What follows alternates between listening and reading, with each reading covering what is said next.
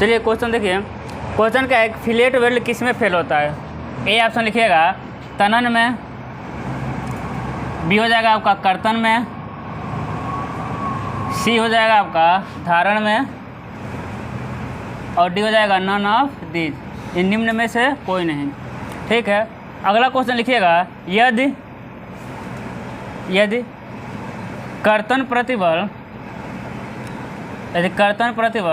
Fs तथा कंठ मोटाई तथा प्रभावी कंठ मोटाई स्मॉल टी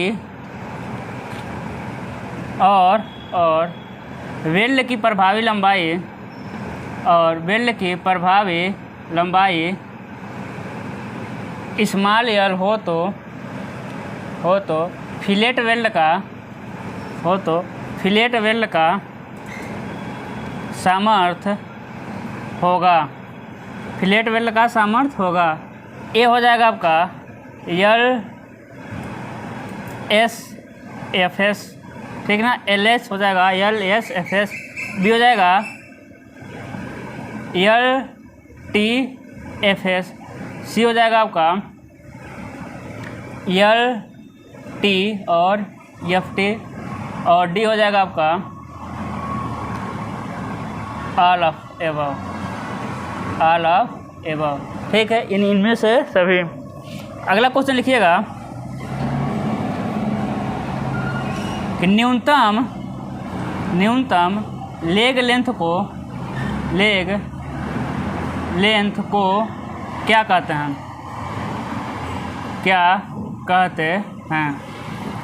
ए है वेल्ड की प्रभावी लंबाई,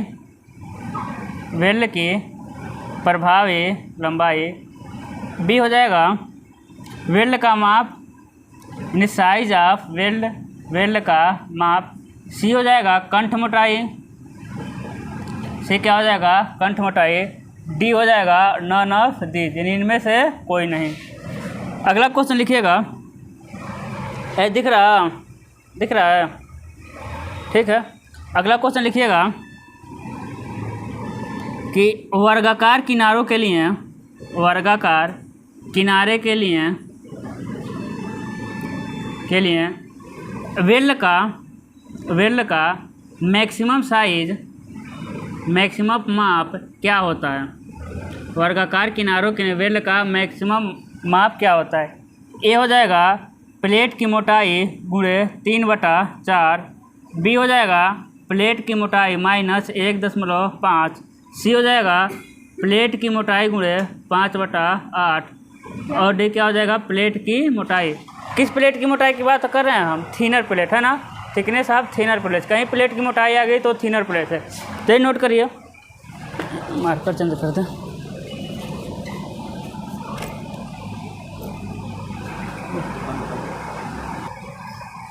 अब समझिएगा इसमें, हेलो समझिए। पहले कह रहा है कि फिलेट वेल्ड किस में विफल होता है? समझिए क्या होगा, बताइए क्या होगा?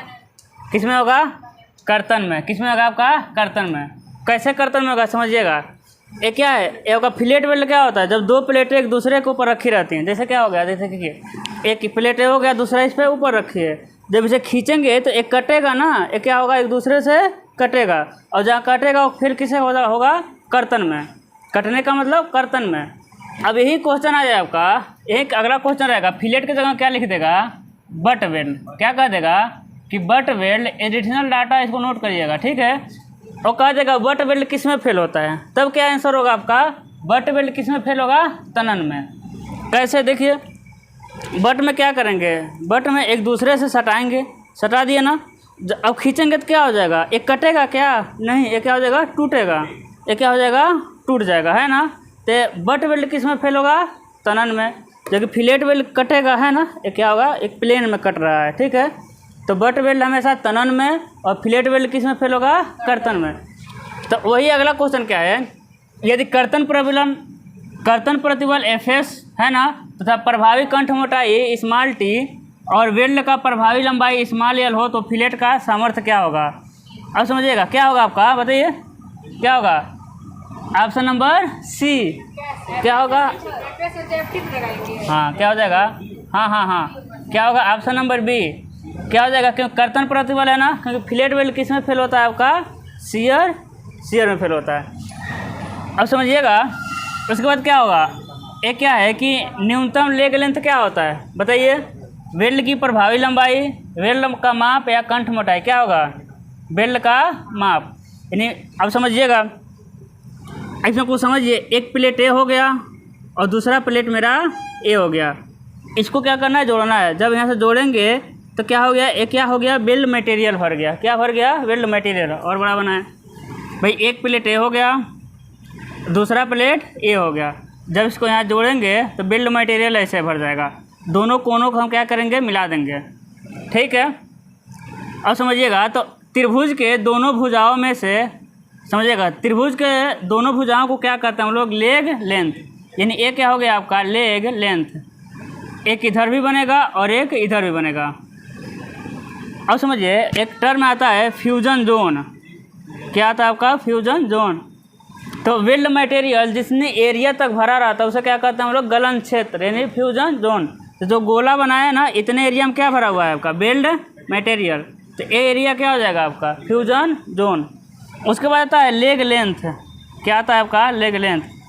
लेग लेंथ किसे कहते हैं कि फ्यूजन जोन में बने त्रिभुज के दोनों भुजाओं को क्या कहते हैं लेग लेंथ, ये भी भुजा है और ये भी भुजा है। यदि इन दोनों भुजाओं का मान समान हो तो कहेंगे equal angle fillet weld, equal leg length fillet weld, और अनइक्वल है दोनों का मान बराबर नहीं है तो क्या कहेंगे unequal leg length fillet weld. अब इसमें से समझिएगा ए मान लेते हैं कि L1 है, ए क्या हो जाएगा आपका L2। अगला आता है मेरा साइज ऑफ वेल्ड, क्या हो जाएगा आता है साइज ऑफ वेल्ड। अब साइज ऑफ वेल्ड क्या होता है, दोनों लेग लेंथ में से जो छोटा रहेगा उसे कहेंगे हम साइज ऑफ वेल्ड। तो क्वेश्चन यही है ना कि न्यूनतम लेग लेंथ को क्या कहते हैं साइज ऑफ वेल्ड, क्या होता है आपका साइज ऑफ वेल्ड। इसको समझ लेते हैं, कह रहा है कि वर्गाकार किनारे के लिए वेल्ड का मैक्सिमम माप होता है, क्या होता है क्या होता है TP - 1.5। एक किसके लिए होता है, यदि वेल्ड का किनारा क्या हो राउंडेड हो, किसका हो आपका राउंडेड हो, तो क्या हो जाएगा TP × 3/4 है ना। अब बताइए एक किसके लिए होता है, नहीं हाँ 5/8 क्या होगा, जब वेल्ड मटेरियल पूरी गहराई तक न घुसा हो तो कंठ मोटाई कितना होता है 5/8 × प्लेट की मोटाई है ना।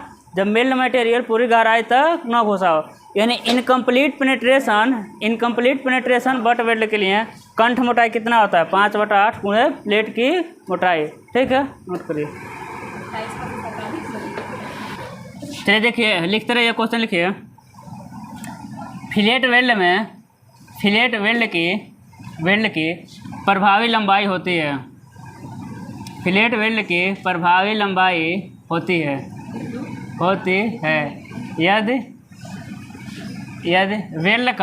यदि वेल्ड का वास्तविक माप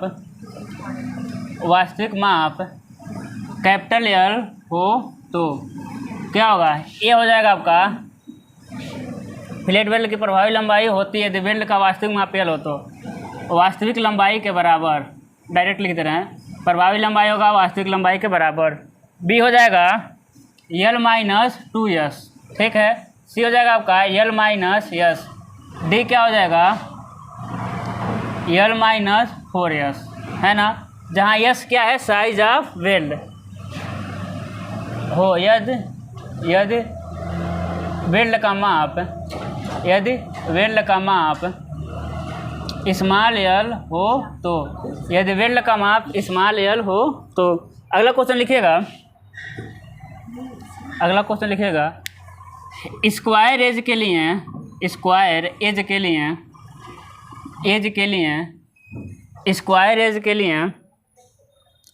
प्रभावी कंठ मोटाई होता है, नहीं स्क्वायर एज के लिए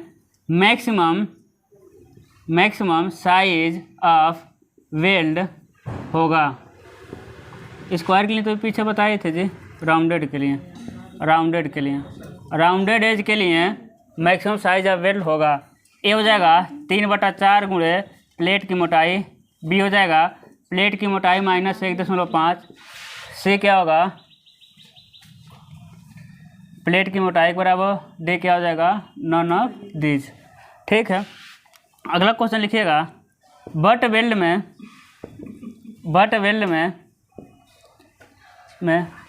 वेल्ड की प्रभावी लंबाई होती है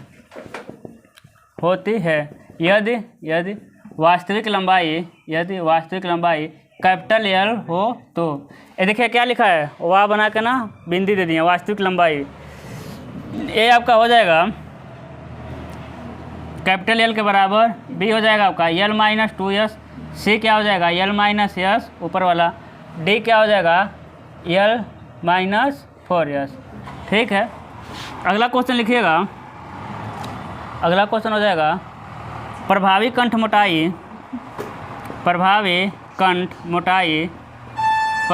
मोटाई टी इजकल टू के एस में यस होता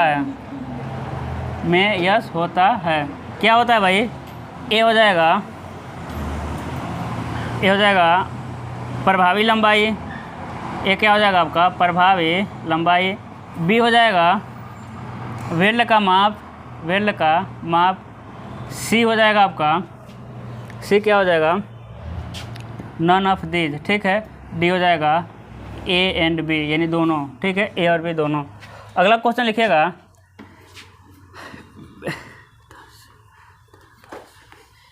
10 से 20 mm प्लेट की मोटाई के लिए 10 से 20 mm प्लेट की मोटाई के लिए वेल्ड का न्यूनतम माप होगा। 10 से 20 mm मोटाई के लिए प्लेट की मोटाई के लिए वेल्ड का न्यूनतम माप होगा। ए हो जाएगा 3 mm, बी हो जाएगा आपका 5 mm, सी हो जाएगा आपका 6 mm और डी क्या हो जाएगा आपका 8 mm। डी क्या हो जाएगा आपका 8 mm। ठीक है, अगला क्वेश्चन लिखिएगा, अगला क्वेश्चन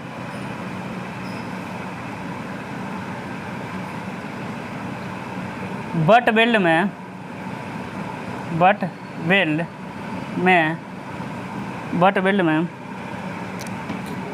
प्रभावी कंठ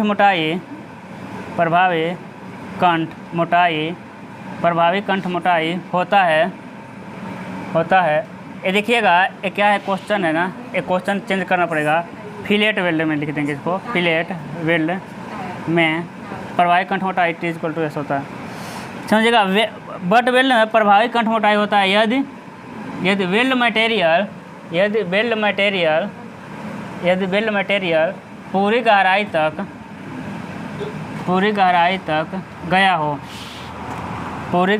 गया हो। ए हो जाएगा प्लेट की मोटाई के बराबर, ये टीपी, बी हो जाएगा 5/8 गुणे टीपी है ना प्लेट की मोटाई, सी हो जाएगा आपका 3/4 गुणे प्लेट की मोटाई और डी क्या हो जाएगा आपका नन ऑफ दीज। क्या हो जाएगा आपका नन ऑफ दीज। नोट करिए फटाक से, समझिए इधर देखिए, हेलो समझिए। पहला क्वेश्चन क्या है कि फिलेट वेल्ड की प्रभावी लंबाई होती है यदि वेल्ड का वास्तविक माप कैपिटल एल हो तो, और वेल्ड का माप कितना हो, देखिए तो ये माप को चेंज करिएगा, वेल्ड की वास्तविक लंबाई कैपिटल एल हो तो और वेल्ड का माप स्मॉल एल हो तो क्या होगा बताइए, तो बताइए एल माइनस 2s होगा ना। ये सब कहीं नहीं होंगे, ठीक है, किसी ऑप्शन में नहीं आएंगे। अभी समझिएगा, राउंडेड एज के लिए मैक्सिमम साइज ऑफ वेल्ड कितना होता है, क्या होता है 3/4 गुणे प्लेट की मोटाई। जैसे समझिएगा, समझिए एक क्या हो गया, एक घसेट प्लेट, एक क्या हो गया घसेट प्लेट, इस पर हम लगा दिए एक एंगल लगा दिए, घसेट प्लेट पे क्या लगा दिए एंगल।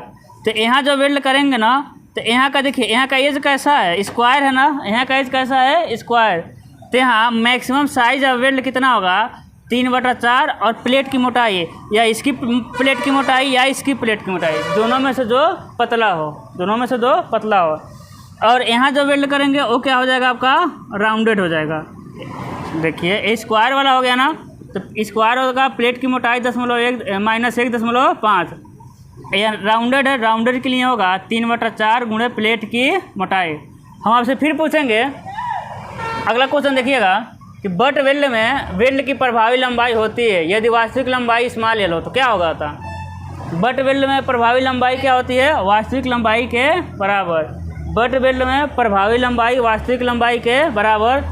इधर देखिए, जबकि फिलेट वेल्ड में प्रभावी लंबाई वास्तविक लंबाई में से 2s घटा देते हैं, है ना। वास्तविक लंबाई में से 2s किस में घटाते हैं, बट में, फिलेट में। बट वेल्ड में प्रभावी लंबाई वास्तविक लंबाई के बराबर होता है, ठीक है।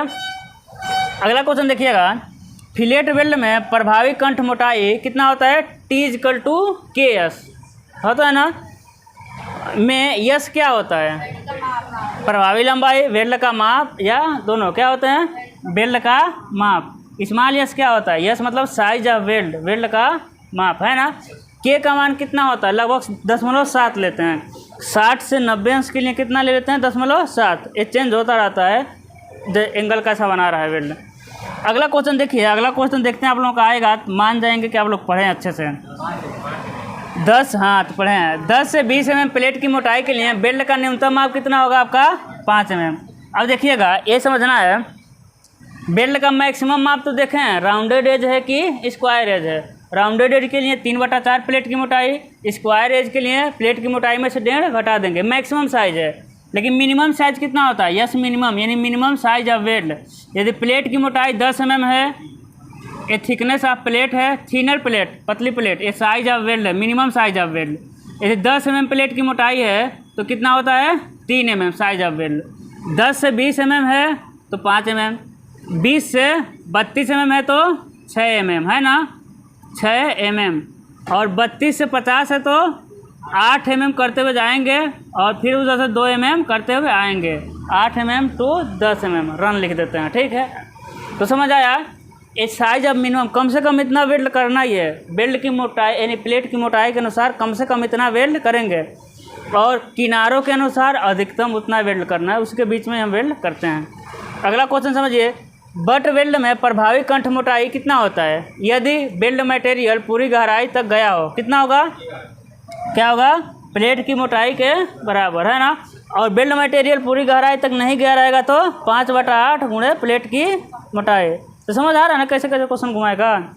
हाँ, तो इसको नोट कर लीजिए, इसको नोट करिए। देखिए, यदि कोणीय एंगल घसेट प्लेट के एक ही ओर जुड़ी है तो शुद्ध प्रभावी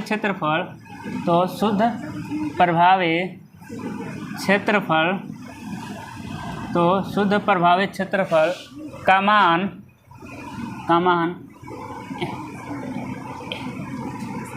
A1 + KA2 होता है, तो K का मान क्या होगा, K का मान क्या होगा, A हो जाएगा 3A1/3A1 + A2, B हो जाएगा आपका 5A1, इधर देखिए 5A1 + A2, C क्या हो जाएगा A एंड B, यानी दोनों हो जाएगा, और D हो जाएगा आपका नन ऑफ दिस। देखिए इधर चुपचाप लिखिएगा बाद में, समझिए तो क्या होगा बताइए। टेंशन मेंबर का क्वेश्चन है, कह रहा है कि वो क्या कह रहा है ना कि घसेट प्लेट, देखिए एक क्या हो गया, हाँ एक क्या हो गया, घसेट प्लेट के जब एक ही तरफ मेरा कोणीय एंगल जुड़ जाता है तो K का मान कितना होता है, option number A 3A1/3A1 + A2। अब सबसे पहले समझिएगा, इधर हम पूरा टेंशन मेंबर को ही रिवीजन करा दे रहे हैं, ठीक है। इसमें जितना क्वेश्चन आएंगे आपको पता चल जाएगा। सबसे पहले मेरा क्या आता है कि टेंशन मेंबर किसे कहते हैं, एक्सियल टेंशन मेंबर। क्या होता है मेरा एक्सियल टेंशन मेंबर से पहले हम समझेंगे टेंशन मेंबर क्या होता है। टेंशन मेंबर भाई वैसा मेंबर जिसमें फोर्स लगाने पर उसकी लंबाई बढ़ जाती है, वो मेंबर क्या होता है, टेंशन मेंबर। टेंशन लगेगा तो लंबाई बढ़ेगा ही, तो घटेगा थोड़ी। लेकिन वह जो फोर्स रहेगा, समझिएगा, यानी जो लगाया गया फोर्स है वो कहाँ हो, किसके पास में हो, उस जो मेंबर है उसके अक्ष के पास हो, तो उसे कहेंगे हम, उस मेंबर को क्या कहेंगे, एक्सियल टेंशन मेंबर। हमको यही पढ़ना है, क्या पढ़ना है, एक्सियल टेंशन मेंबर। यानी लगाया गया टेंशन यानी तनन बल अवयव के केंद्र के पास से गुजरता है तो उस मेंबर को क्या कहते हैं, एक्सियल टेंशन मेंबर, है ना। या और इस बल को क्या कहेंगे, अक्षीय तनन बल। क्या होगा, अक्ष पे लगाए तो अक्षीय तनन बल, ठीक है। तो क्वेश्चन आप क्या आएगा कि अक्षीय तनन बल क्या होता है, तो वैसा बल जो अवयव के केंद्र से होकर गुजरता है उसे कहते हैं अक्षीय तनन बल। लिख लेंगे अपने मन से। अगला लिखिएगा, उसके बाद देखिएगा क्या होता है मेरा ग्रॉस एरिया। क्या होता है मेरा ग्रॉस एरिया यानी सकल क्षेत्रफल। अब एक मोटी चौड़ी प्लेट जिस पे कोई रिवेट न लगा हो के क्षेत्रफल को क्या कहते हैं, ग्रॉस एरिया। इसकी चौड़ाई कितनी मिली, b, इसकी मोटाई कितनी मिल रही है, स्मॉल t, तो ग्रॉस एरिया AG क्या हो गया, b गुणे t, है ना। मेंबर का ग्रॉस एरिया क्या मिला, b गुणे t। इधर समझिए ना। अगला क्या मिलेगा आपका, नेट एरिया। क्या मिलता है आपका, नेट एरिया। यानी कोई चौड़ी प्लेट है जिस पर क्या बनाया गया है, रिवेट का होल बनाए हैं। क्या बनाए भाई, हम रिवेट का इस पर होल बनाए हैं। अब कैसे निकालेंगे इसका नेट एरिया, उसे कहेंगे AN। क्या कहेंगे, नेट एरिया AN। भाई gross area minus area of hole, है ना। होल का क्षेत्रफल क्या करेंगे, हम इसको घटा देंगे, है ना, ठीक है। यानी b गुणे t माइनस इसका डाया मान लेते हैं स्मॉल d है तो d गुणे हो जाएगा आपका t, ठीक है। तो क्या मिलेगा, AN मिलेगा b minus d into T, है कि नहीं। ग्रॉस एरिया समझ आया। नेट एरिया, नेट एरिया मतलब होल बनाने के बाद। अगला आता है मेरा, अगला आता है नेट इफेक्टिव एरिया। क्या आता है मेरा, नेट इफेक्टिव एरिया। क्या आता है, नेट इफेक्टिव एरिया। अब समझिएगा, अब मेंबर बनाएंगे तो क्या इसी तरह ले जाकर जोड़ेंगे, मेंबर बनाएंगे मतलब कि स्ट्रक्चर बनाएंगे तो इस मेंबर को ले जाकर दूसरे मेंबर से जोड़ना पड़ता है। जब स्ट्रक्चर बनाएंगे तो इस मेंबर को दूसरे मेंबर से जोड़ना पड़ता है, तो इसको ले जाकर कहाँ जोड़ेंगे, समझिएगा। ए हो गया आपका घसेट प्लेट, ए क्या हो गया आपका घसेट प्लेट। हम बताएं आपको घसेट प्लेट का कोई भी लंबाई और चौड़ाई नहीं होता है, दिख रहा है। ए क्या हो गया आपका घसेट प्लेट, ठीक है। इस पर हम क्या लगा दिए, प्लेट लगा दिए, चपटी पत्ती, इसी को क्या किया हम ले जा करके लगा दिए, है ना। अब बताइएगा, इसको हम क्रॉस सेक्शन करके दो जगह क्रॉस सेक्शन कर रहे हैं, x1 और कहाँ क्रॉस सेक्शन कर रहे हैं, x2, इसको हम यहाँ बना रहे हैं। जब आप इधर से देखेंगे तो x2 पे कैसा दिखेगा, सिर्फ प्लेट की दिख जाएगी मोटाई। क्या दिख जाएगा, सिर्फ प्लेट का मोटाई दिखेगा x2 पे। ये आपका क्रॉस सेक्शन x2 और x2 क्या दिख जाएगा, सिर्फ प्लेट की मोटाई दिखेगा। एक क्या मिल जाएगा, अक्ष मिल जाएगा, किसका, उस क्रॉस सेक्शन का। और फोर्स तो हम अक्ष पे ही लगाते हैं, फोर्स कहाँ लगाते हैं, अक्ष पे। यहाँ तो कोई दिक्कत नहीं है। लेकिन जैसा हम x1 क्रॉस सेक्शन पे आएंगे कैसा मिलेगा, सबसे पहले क्या मिल जाएगा आपका, घसेट प्लेट मिलेगा। उसके बाद क्या मिलेगा आपका, मेंबर मिलेगा। फोर्स अभी भी आप कहाँ लगाए हैं, वहीं लगाए हैं, फोर्स कहाँ लगेगा, वहीं लगेगा। लेकिन इस मेंबर के आने की वजह से उसका सेंटर ऑफ ग्रेविटी क्या हो जाएगा, चेंज हो जाएगा, है ना। उसका गुरुत्व केंद्र किसका चेंज हो जाएगा, पूरे स्ट्रक्चर का। उसका गुरुत्व केंद्र पहले यहाँ था, यहीं था, अब थोड़ा सा कहाँ चला जाएगा, यहाँ चला जाएगा। अब कहाँ चला जाएगा, यहाँ चला जाएगा। जा रहा है कि नहीं जा रहा है ना। क्योंकि इधर का एरिया बढ़ा है, जैसे उधर गया है एरिया बढ़ा तो एरिया की तरफ उसका सेंटर ऑफ ग्रेविटी चेंज हो जाता है। और जैसे सेंटर ऑफ ग्रेविटी चेंज हो गया तो इन दोनों के बीच में क्या मिल गया आपको, उत्केंद्रता उत्पन्न हुई, है ना, उत्केंद्रता। अब समझिएगा, आपके पास कोई मेंबर है ना, उस कोई कॉलम है, एकदम उसके अक्ष पे यदि आप फोर्स लगाते हैं ना तो बेंड नहीं होगा, ये टूटेगा, ठीक है। लेकिन क्या होगा, आप इसके अक्ष से थोड़ा इधर लगा देंगे तो क्या हो जाएगा, बेंड हो जाएगा, है कि नहीं। इसके अक्ष से हट कर थोड़ा भी आप फोर्स लगाएंगे तो क्या हो जाएगा, बेंड हो जाएगा। यानी ये ज़्यादा लोड नहीं ले पाएगा। तब क्या होता है कि इस मेंबर को जब हम घसेट प्लेट के साथ जोड़ते हैं तो उत्केंद्रता उत्पन्न होता है। उत्केंद्रता उत्पन्न होने के कारण ना क्या होता है कि स्ट्रक्चर का लोड लेने की क्षमता घट जाती है। समझ रहे हैं, लोड लेने की क्षमता क्या हो जाती है, घट जाती है। तो लोड लेने की क्षमता घट गई तो आप समझिएगा, इसको मिटा रहे हैं, लोड लेने की क्षमता घट गई तो बल बराबर यानी सामर्थ्य यानी बल बराबर क्या होता है, प्रतिबल गुणे क्षेत्रफल होता है। भाई प्रतिबल तो चेंज होने वाला नहीं है, तो क्या कम करना पड़ता है हमको, क्षेत्रफल को कम करना पड़ता है, और उसी कम वाले क्षेत्रफल को हम लोग क्या कहते हैं, नेट इफेक्टिव एरिया। जो क्षेत्रफल कम करते हैं उसे क्या कहते हैं हम, नेट इफेक्टिव एरिया। अब कितना कम करते हैं, एवाईएस कोड पे हम चले जाएंगे। ये तो हम रीज़न बता दिए ना कि कम करते हैं, अब कितना कम करेंगे उसका डेरिवेशन नहीं पास मेरे पास, मतलब किसी के पास नहीं है, उसको रटना पड़ेगा। कैसे रटना पड़ेगा कि पहला आपका है एक कोणीय खंड, समझिएगा, एक कोणीय खंड घसेट प्लेट के एक तरफ रिवेट द्वारा जुड़ा हो, रिवेट द्वारा जुड़ा हो, तब क्या होगा समझिएगा। यानी एक कोणीय खंड हो गया है ना, एक क्या हो गया आपका कोणीय खंड। इधर किससे जोड़ दिए हम, घसेट से। किससे जोड़ दिए, रिवेट से, है कि नहीं, रिवेट से आपका जुड़ गया। तो इसका ए नेट कैसे मिलता है, ए नेट मिलेगा आपको, यानी नेट इफेक्टिव एरिया, ANI कहते हैं, ANI क्या मिलेगा, net effective area A1 + KA2, A1 + KA2। के का मान कितना होता है, 3A1/3A1 + A2, क्या हो जाएगा, 3A1 + A2। ठीक है, अब समझिएगा A1 क्या है, A1 क्या है, समझिए A1 क्या है जी, एरिया ऑफ कनेक्टेड लेग। किस लेग भाई, कनेक्टेड लेग, यानी जो लेग जुड़ा हुआ है उसका एरिया। A2 क्या है, एरिया ऑफ आउटस्टैंडिंग बोलते हैं लेग, है ना, यानी जो आपका जो एरिया बाहर निकला हुआ है वो क्या हो गया आपका, A2 हो गया। समझ आ रहा, अब समझिएगा, इसको अच्छे समझने के लिए ना हम थियरी में इसको बताए हैं। A1 क्या मिल जाएगा, A1 क्या मिलेगा, L1 - D - T/2। A2 क्या होता है, L1 - L2 - T/2। इतना नोट करिए फटाक से, समझिएगा। A1 क्या हो जाएगा, अब समझिए कैसे आया है, हेलो समझ आया है वाला, हम बता रहे हैं आपको A1 कैसे आया है।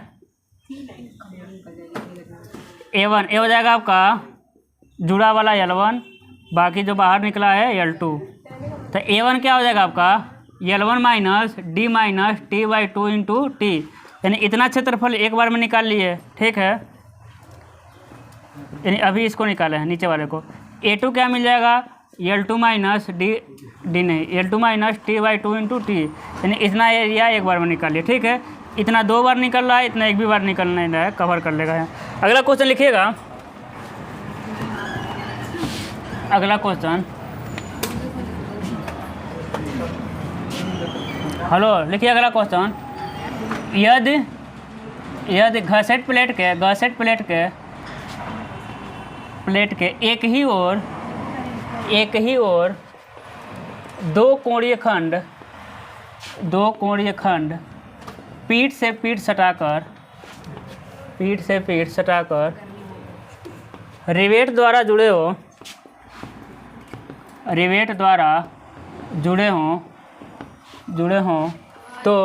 तो शुद्ध प्रभावी क्षेत्रफल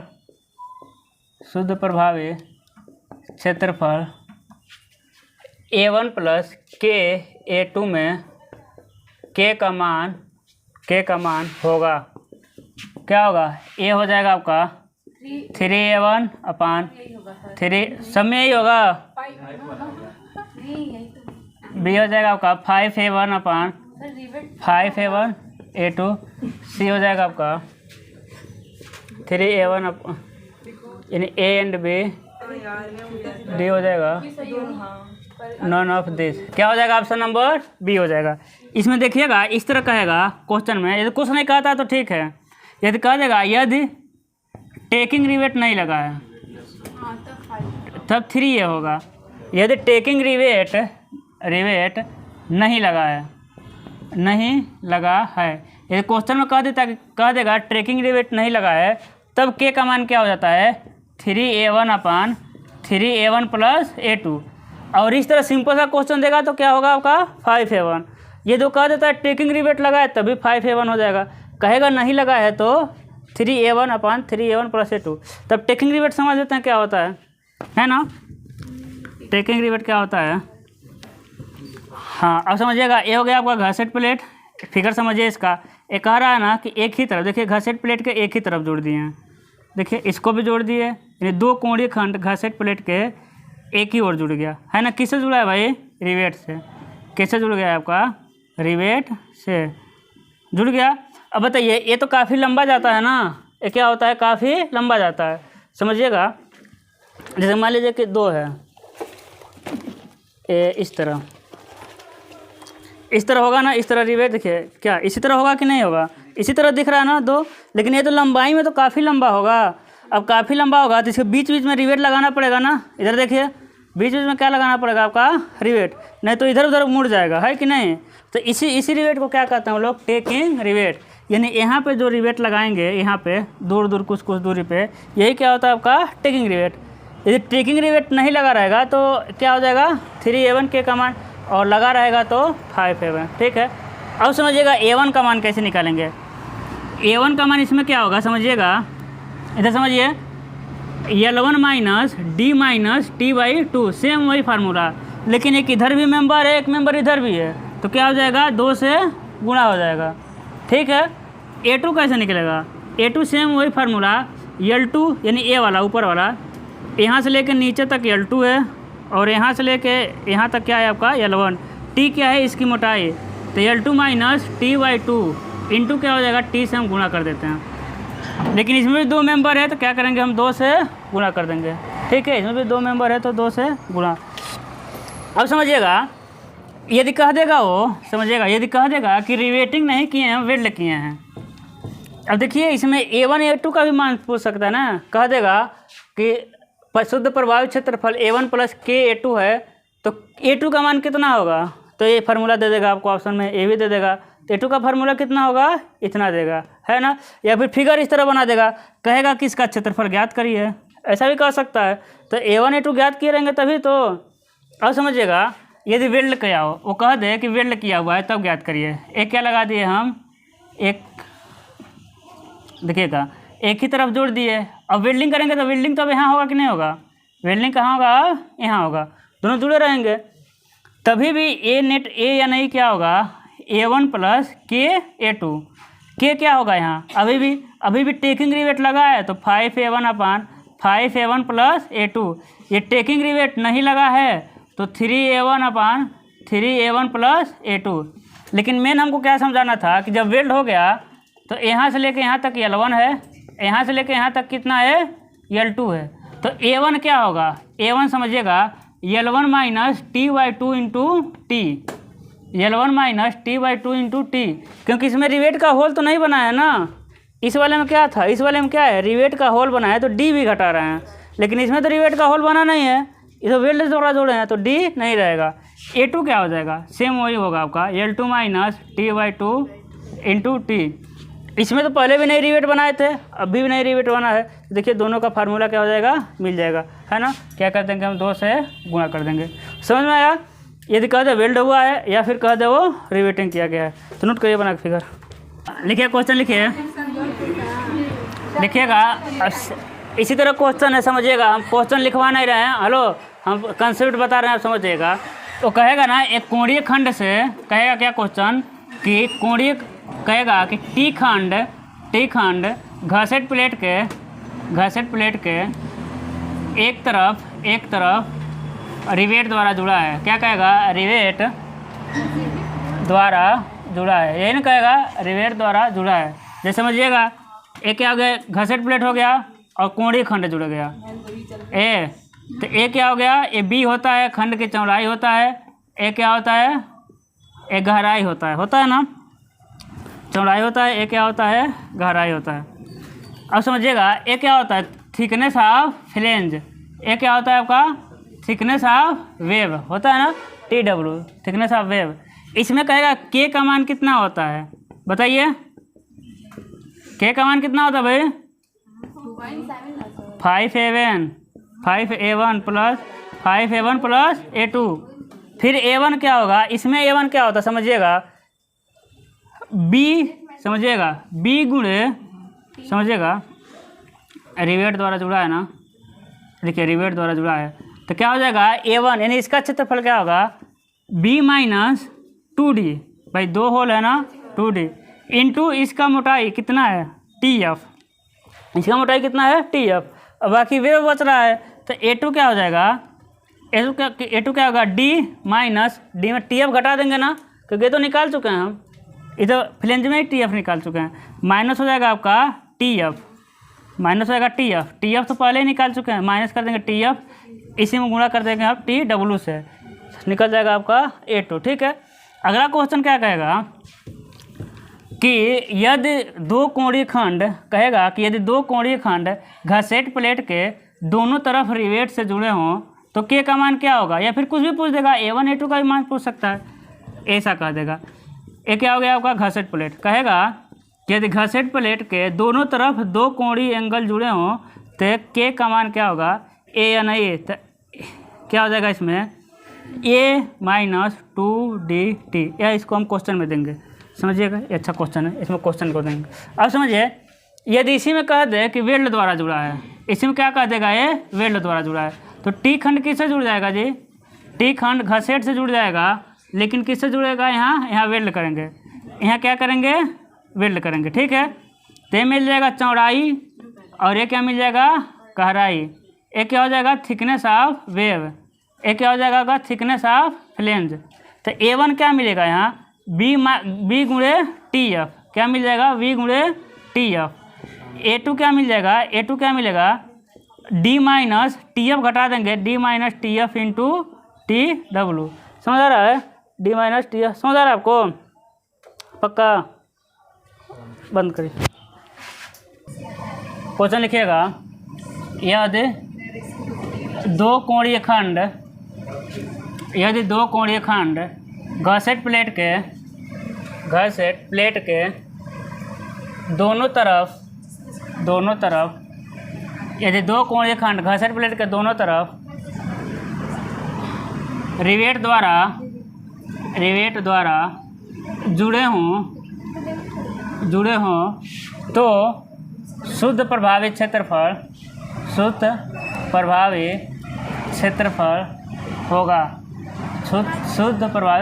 होगा, कितना होगा, A minus D T, B क्या होगा A माइनस 2dt, सी क्या होगा A माइनस टी, डी क्या होगा आपका A माइनस 2d। अगला क्वेश्चन लिखिएगा, हेलो अगला क्वेश्चन लिखिए, क्वेश्चन लिखिएगा, किसी इमारत में केबिल, ठीक है, केबिल और तार का प्रयोग, केबिल का प्रयोग सामान्यतः किस रूप में करते हैं, किस रूप में करते हैं, क्या हो जाएगा आपका ए हो जाएगा संपीड़न, बी हो जाएगा आपका तनन, सी हो जाएगा आपका फ्लेक्सिबल, डी क्या हो जाएगा नन ऑफ दिस। अगला क्वेश्चन लिखिएगा,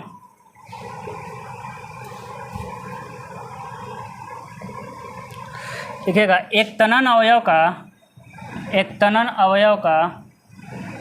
का अधिकतम तनुता अनुपात हो सकता है, ठीक है। ए हो जाएगा आपका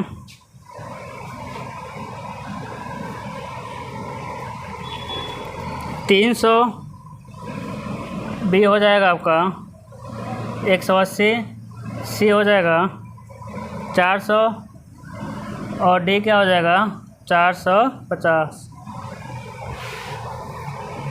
अगला क्वेश्चन देखिए,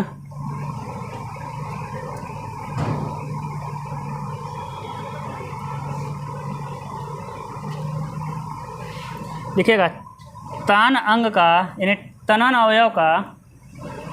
अवयव का देखिए जितना मेरे पास क्वेश्चन था ना अच्छा बताएं, ठीक है, और बताएंगे।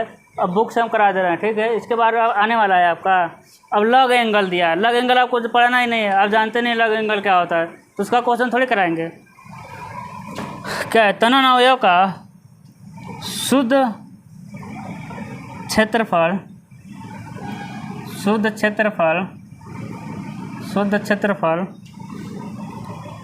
बराबर होता है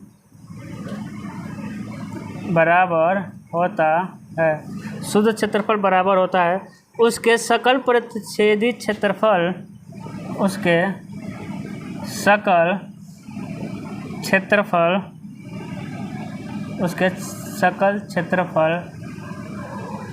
ये हो जाएगा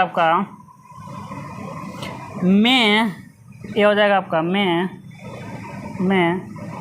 रिवेट छिद्रों का क्षेत्रफल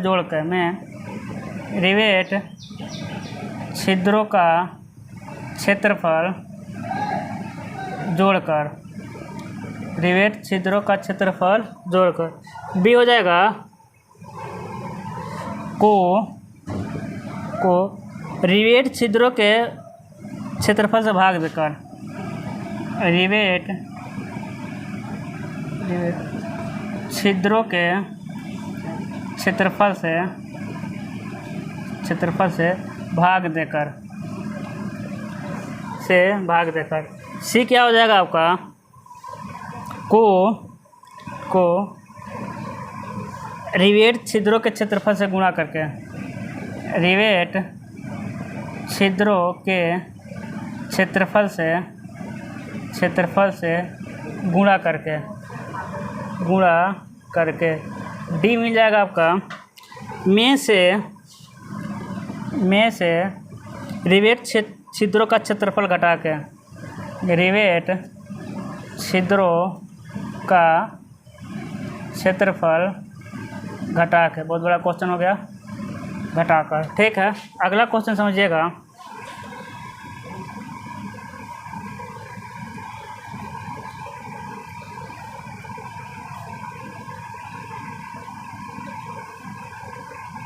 लिखिए आईएस कोड के अनुसार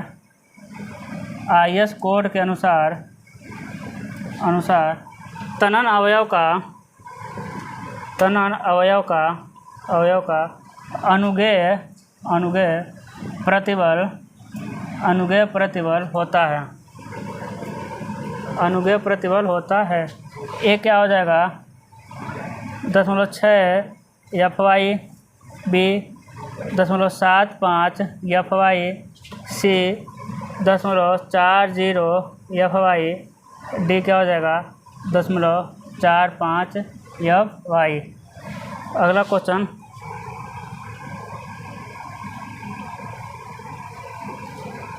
यहाँ दिख रहा है क्या यहाँ तक? हाँ, अगला क्वेश्चन लिखिएगा।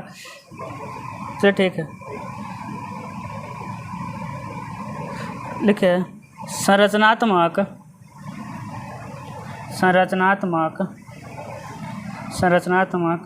अवयव जिसमें अनुदैर्ध्य अक्ष की समानांतर दिशा में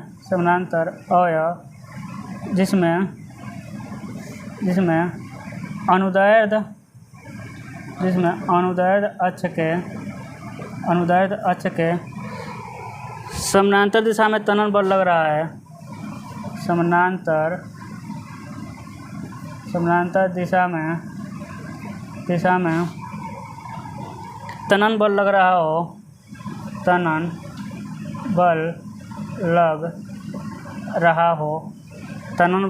हो कहलाता है। ये है आपका, ये है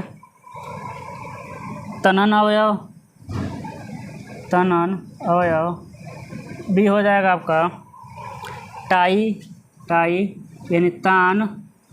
सी हो जाएगा ए एंड बी। डी हो जाएगा नन ऑफ दीज, ठीक है। इधर समझ लीजिए, तो हेलो समझिए, पहले समझ लीजिएगा कुछ टर्म। देखिए क्या कर रहा है कि यदि दो कोणीय खंड घसेट प्लेट के दोनों तरफ रिवेट द्वारा जुड़े हो तो शुद्ध प्रभावित क्षेत्रफल कितना होगा। अब समझिएगा, ये क्या हो गया आपका, ये क्या हो गया घसेट प्लेट, ये क्या हो गया आपका घसेट प्लेट। इसके दोनों तरफ जोड़ दीजिए, एक तरफ ये जुड़ गया और दूसरे तरफ क्या जुड़ गया, ये जुड़ गया।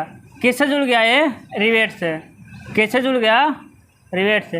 ये किसको हैचिंग कर दे रहे हैं, घसेट प्लेट को। अब समझिएगा, अब क्या होगा, इसका शुद्ध प्रभावित क्षेत्रफल यानी ए या नहीं कितना होता है, ए देखिए, ये देखिए ऑप्शन ही गलत है, इसको लिख देंगे हम 2a। क्या हो जाएगा ऑप्शन नंबर, अब तो पता चल गया होगा, क्या हो जाएगा ऑप्शन नंबर बी, यानी 2a माइनस 2dt। कहने का मतलब 2a यानी इसका क्षेत्रफल और इसका क्षेत्रफल। ये क्षेत्रफल कहाँ से मिलता है, स्टील टेबल से, है ना। इसमें से किसको घटाएंगे, देखिए इसका डाया तो 2d हो जाएगा कि नहीं हो जाएगा, और इसकी मोटाई है ना, इसमें से इसकी मोटाई को घटा देंगे। समझिएगा हम क्या कर रहे हैं, हमको एक घसेट प्लेट है, इसके दोनों तरफ क्या लगे हुए हैं, इसके दोनों तरफ क्या लगे हुए हैं, एंगल लगा हुआ है ना।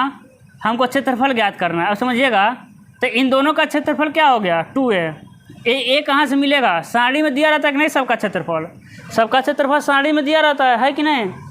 इसमें से किसको घटाना है, इसका व्यास और इसका व्यास, 2d हो गया ना, 2d, और एक मोटाई बच रहा है तो 2dt।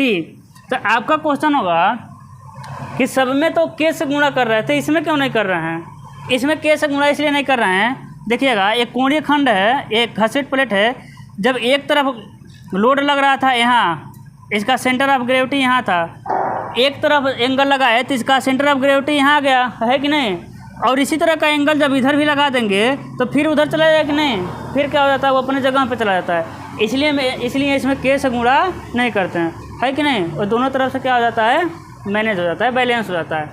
तो ऑप्शन आपको पता चल गया होगा, क्या होगा 2a माइनस 2dt। इधर समझिए, हेलो, कह रहा है किस इमारत में केबिल का प्रयोग किस रूप में किया था, किस में किया था, टेंशन के लिए। किस में के लिए, टेंशन के लिए। जैसे जो लाइन वाला तार देखेंगे ना, लाइन वाला तार देखिएगा, लाइन वाला तार वो हमेशा इस तरह रहता है कि नहीं, बेंड रहता है। तो उसमें क्या टेंशन ही तो लगा रहता है, इधर से भी खींचा रहेगा और इधर से भी खींचा रहेगा। कौन सा फोर्स लगाया हुआ है इस पर, टेंशन फोर्स, ठीक है, एक टेंशन मेंबर होता है। अगला समझिएगा, कह रहा है एक तनन अवयव का अधिकतम तन्यता अनुपात कितना होता है, कितना होता है 400। ये सब IAS कोड वाले हैं, ये 400 तो रटना पड़ेगा, इसको समझाना नहीं है। अगला क्वेश्चन आपके लिए, देखते हैं आप इसको पता लगा पाते हैं कि नहीं। समझिएगा, हेलो समझिए सब लोग।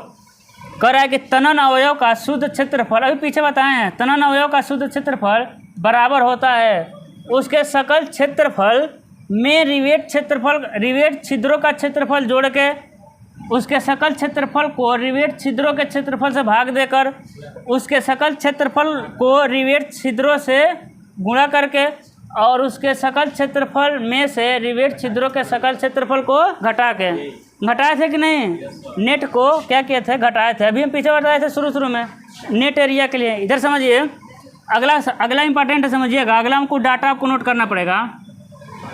अब देखिए IAS कोड आ गया, मतलब रटना पड़ेगा आपको ना, वो सब बता देते हैं।